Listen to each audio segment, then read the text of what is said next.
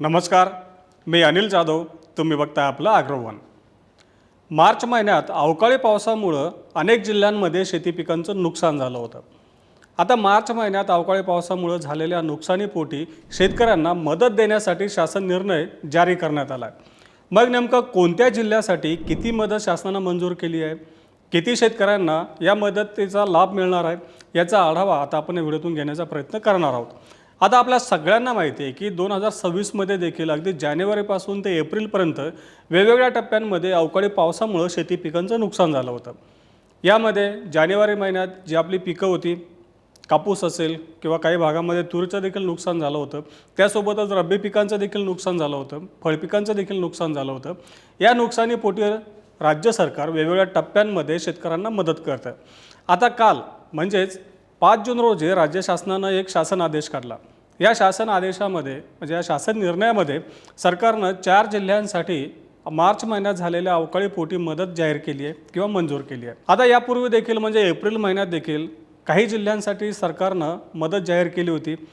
March, April त्यानंतर मे महिन्यात देखील काही जिल्ह्यांसाठी शासनानं शासन निर्णय जारी करून वेगवेगळ्या जिल्ह्यांसाठी मदत जाहीर केली होती किंवा मंजूर केली होती. काही शेतकऱ्यांच्या खात्यामध्ये ही मदत देखील मंजूर झालेली आहे. आता वेगवेगळ्या टप्प्यांमध्ये शेतकऱ्यांना या नुकसानीची मदत मिळते. आता शुक्रवारी म्हणजेच 5 जून रोजी सरकारनं आणखीन एक शासन आदेश काढला, शासन निर्णय काढला. यामध्ये मार्च महिन्यात ज्या शेती पिकांचं नुकसान झालं आहे त्या शेती पिकाच्या नुकसानीपोटी शेतकऱ्यांना मदत मंजूर करण्यात आली आहे. शासनानं काल जो शासन आदेश काढला किंवा शासन निर्णय काढला त्यामध्ये 4 जिल्ह्यांसाठी मदत मंजूर केली आहे. त्यामध्ये छत्रपती संभाजीनगर आहे, त्यानंतर बीडचा समावेश आहे, तर विदर्भातल्या गोंदिया आणि गडचिरोली या 4 जिल्ह्यांचा समावेश आहे. या 4 जिल्ह्यांसाठी जवळपास 17 कोटी रुपयांच्या दरम्यान मदत मंजूर करण्यात आली आहे. मग नेमका कोणत्या जिल्ह्यातल्या किती शेतकऱ्यांना किती मदत मिळणार आहे ते देखील बघूयात. छत्रपती संभाजीनगर जिल्ह्यामध्ये जवळपास 17,216 शेतकऱ्यांच्या पिकांचं नुकसान झालं होतं. 7,757 हेक्टरवरील पिकांचं नुकसान झालं होतं. त्यापोटी 11,89,00,000 रुपये शेतकऱ्यांना मदत मिळणार आहे. तर बीड जिल्ह्यामध्ये 569 शेतकऱ्यांचं नुकसान झालं होतं.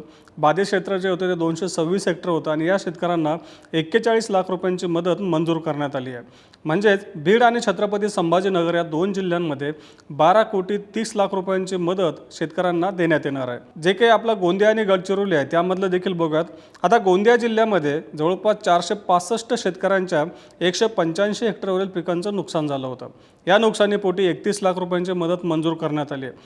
गडचिरोली जिल्ह्यामध्ये नुकसान जास्त होतं. गडचिरोली जिल्ह्यामधल्या जवळपास 3,873 शेतकऱ्यांच्या 2,406 हेक्टरवरील पिकांचं नुकसान झालं होतं. या नुकसानीपोटी शेतकऱ्यांना 4,09,00,000 रुपयांची मदत मिळणार आहे. आपण जर एकंदरीत बघितलं तर छत्रपती संभाजीनगर आणि बीड जिल्ह्यामधील शेतकऱ्यांना 12,30,00,000 रुपयांची मदत मिळणार आहे, तर गोंदिया आणि गडचिरोलीमधील शेतकऱ्यांना 4,40,00,000 रुपयांची मदत मिळणार आहे. अशी एकंदरीत या 4 जिल्ह्यांमधील शेतकऱ्यांना 16,71,00,000 रुपयांची मदत सरकारनं मंजूर केली आहे. आता पुढच्या काही दिवसांमध्ये ही मदत शेतकऱ्यांच्या खात्यामध्ये जमा होईल. आता वास्तविक पाहता जी मदत सरकारनं मंजूर केली आहे किंवा जी शेतकऱ्यांना आता मिळणार आहे त्यापेक्षा जास्त मदत शेतकऱ्यांना अपेक्षित होती. कारण मार्च महिन्यामध्ये या जिल्ह्यामधल्या अनेक भागांमध्ये शेती पिकांचं मोठं नुकसान झालं होतं.